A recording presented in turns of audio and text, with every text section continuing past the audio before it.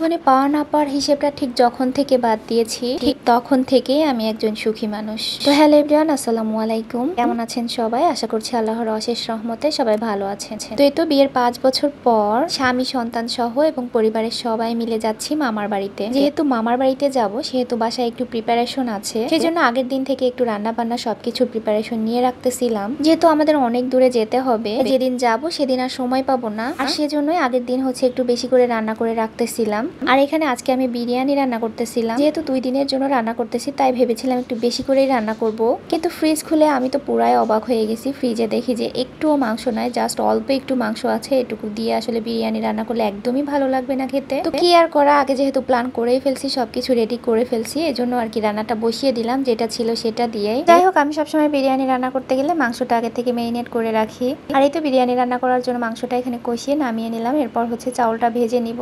তো যাই হোক, যেহেতু মাংস কম তাই কয়েক পিস আলুও দিচ্ছি। তো যাই হোক, এখানে চাউলটা খুব সুন্দর করে ভেজে নিচ্ছি, কারণ চাউল ভাজার উপরই আর কি বিরিয়ানি কিংবা পোলাও নির্ভর করে কেমন ঝরঝরে হবে। তো যাই হোক, যে কথাটা বলছিলাম আর কি, যে জীবনে যেদিন থেকে পাওয়া না পাওয়ার হিসেবটা বাদ দিয়েছি ঠিক সেদিন থেকে আমি একজন সুখী মানুষ। কেন বলছি এই কথাটা জানেন? বিয়ের আগে অনেককেই দেখতাম যে বিয়ের পর অনেক মেয়ে অনেক বিলাসী লাইফ লিড করতেছে আগের থেকে। তো সেগুলো দেখতে দেখতে মাথার মধ্যে একটা চিন্তা চলে আসছিল যে বিয়ে করলেই মানুষ মনে হয় বিলাসী লাইফ লিড করতে পারে, জীবনে সব শখ আহ্লাদ সব কিছু পূরণ করতে পারে। তো যাই হোক, এরই মধ্যে কিন্তু আমারও হুট করে বিয়ে হয়ে গেল।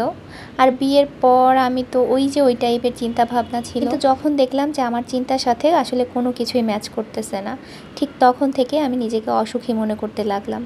আর তখন থেকেই কিন্তু সংসারে অশান্তি শুরু হলো। তো চলতে চলতে না এক পর্যায়ে আমার ধারণাটা চেঞ্জ হয়ে গেল। তো আমি চিন্তা করলাম যে আগের চিন্তা ছেড়ে ফেলে এখন নতুন চিন্তায় আসি, যে জীবনে কি পেয়েছি সেটার হিসেব না করে জীবনে কি দিয়েছি সেটার হিসেব করি। তো এই চিন্তার বিশ্বাসী ঠিক যখন থেকে হতে শুরু করলাম তখন থেকে আমার থেকে সুখী মানুষ আর কেউ মনে হয় না।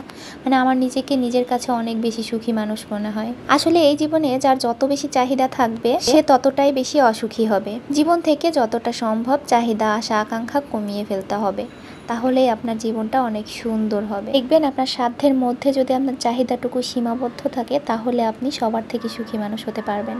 তো যাই হোক, অনেক কথাই বলে ফেললাম। আর এই তো কথা বলতে বলতে হচ্ছে আমরা ঢাকার থেকে খুলনার উদ্দেশ্যে রওনাও দিয়ে দিয়েছিলাম, আর এই তো খুলনা পৌঁছেও গিয়েছি। আর এদিকে হচ্ছে ফার্স্টে আমি হচ্ছে আমার বোনের বাসায় গিয়েছিলাম, আর সেখান থেকেই হচ্ছে মামার বাড়িতে যাব। তো এই তো এখানে হচ্ছে ভাইয়া বাইরে থেকে কিছু খাবার দাবার আনছিল পিচ্চিদের জন্য, তো সেগুলারই খাওয়ার আয়োজন চলতেছিল। আর এই তো পরের দিন হচ্ছে আমরা যাচ্ছিলাম, আর এখানে হচ্ছে জাস্ট একটাই ট্রেন ছিল, এই একটা ট্রেনেই হচ্ছে সবাই যাব। আর মানে ওই দিন শুধু একটা ট্রেনই চলবে। তো এদিকে হচ্ছে ট্রেনটা ছেড়ে দিচ্ছিল, আস্তে আস্তে করে চলতেছিল, আর আমাদের আসতে দেরি হয়ে গেছিল।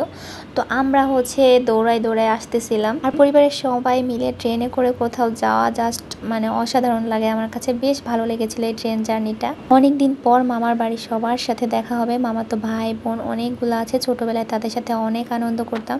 তো তাদের সাথে দেখা হবে এটা ভেবে অনেক বেশি আনন্দ লাগতেছে। বেশ 10 বছর পর হচ্ছে যাচ্ছি মামার বাড়িতে।